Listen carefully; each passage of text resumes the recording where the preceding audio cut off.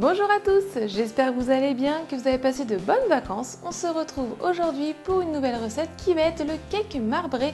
Et pour plus de gourmandise, on va lui faire un glaçage rocher. J'espère que ça va vous plaire. Avant de commencer, si ce n'est pas encore fait, pensez à vous abonner. Venez aussi me rejoindre sur mes réseaux sociaux. Et maintenant c'est parti, on va commencer et on se retrouve juste après.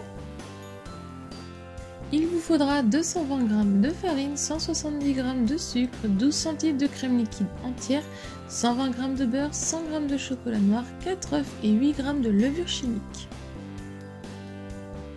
Je commence dans mon plat par venir casser mes 4 œufs.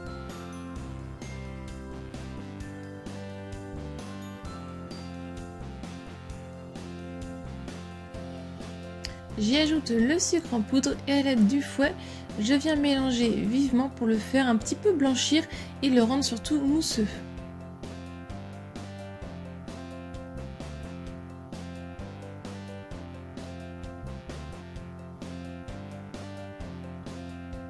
Ensuite, j'y ajoute ma crème liquide. Je remélange un petit peu avec le fouet.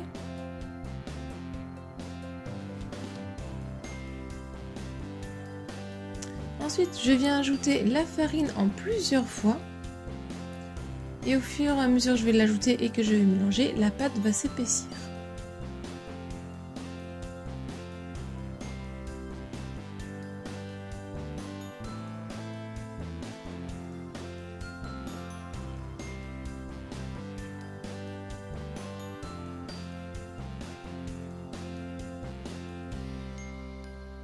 Je vais ensuite faire fondre mon beurre au micro-ondes. Une fois qu'il est fondu, je le mets de côté pour laisser un petit peu refroidir.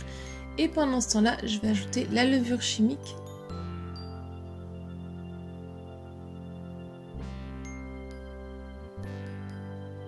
J'y ajoute ensuite le beurre fondu.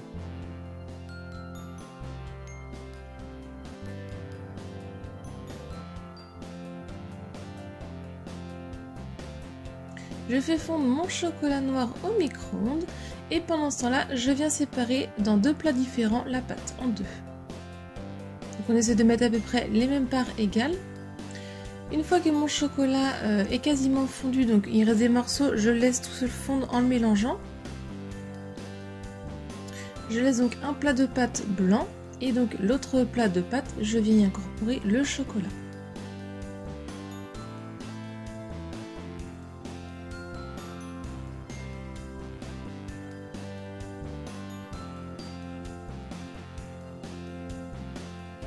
Ensuite, je viens prendre donc un moule à cake rectangulaire.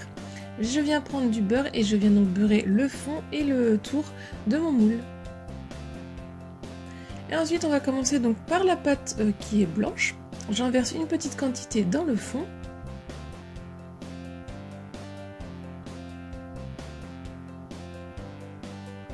Je la répartis bien dans tout le fond de mon moule.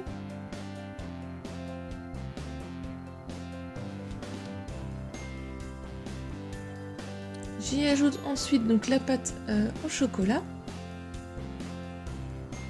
Donc par-dessus en restant à peu près vers le centre. Après je l'étalerai un petit peu.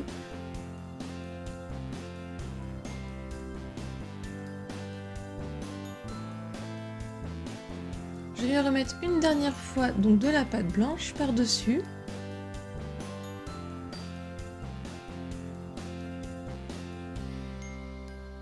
Et je termine par mettre de la pâte au chocolat, j'étale un petit peu au-dessus. N'hésitez pas aussi à un petit peu tapoter votre moule. Je fais cuire à 165 degrés pendant 50 à 55 minutes. Une fois que la lame du couteau ressort propre mais un peu humide, votre gâteau est prêt. Je le laisse refroidir à la sortie du four environ 10 minutes. Et après, je vais pouvoir le démouler. Une fois qu'il est démoulé, je vais venir le laisser refroidir entièrement sur une grille.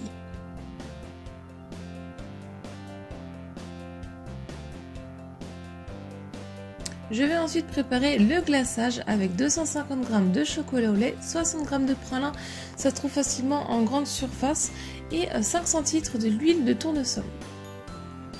Je fais fondre donc mon chocolat au micro-ondes.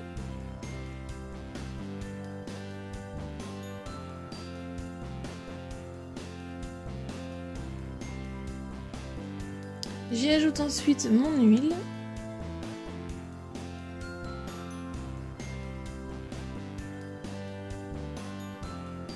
Une fois que l'huile est bien incorporée dans mon chocolat, je vais pouvoir venir ajouter donc mes amandes et noisettes concassées dedans. Et je mélange une dernière fois.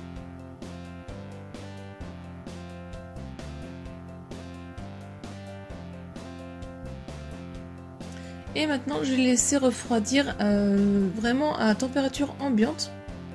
Une fois que tout est bien refroidi, je viens prendre donc mon gâteau qui sont ma grille, je le mets une plaque en dessous et je viens simplement verser donc mon glaçage au centre de mon gâteau et je laisse couler le glaçage. Donc si besoin, avec votre cuillère, vous rebouchez, vous laissez un peu couler au niveau où ça a du mal à s'enrober le chocolat. Donc une fois que vous avez fait le premier glaçage, vous laissez un peu égoutter. Vous bouchez un petit peu les trous si nécessaire.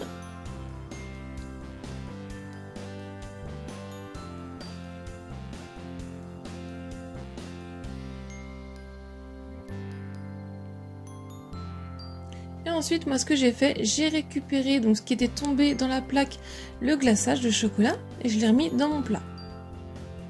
Et donc comme ça m'a permis de pouvoir refaire une deuxième fois le glaçage par-dessus.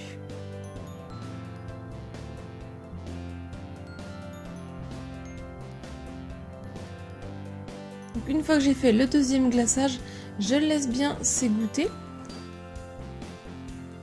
Et ensuite, vous pouvez soit le laisser refroidir à température ambiante ou pour aller plus vite, vous pouvez le mettre à refroidir dans le frigo.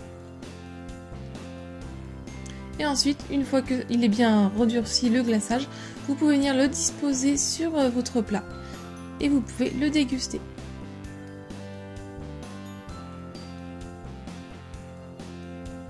Et à la découpe, on voit bien la marbrure.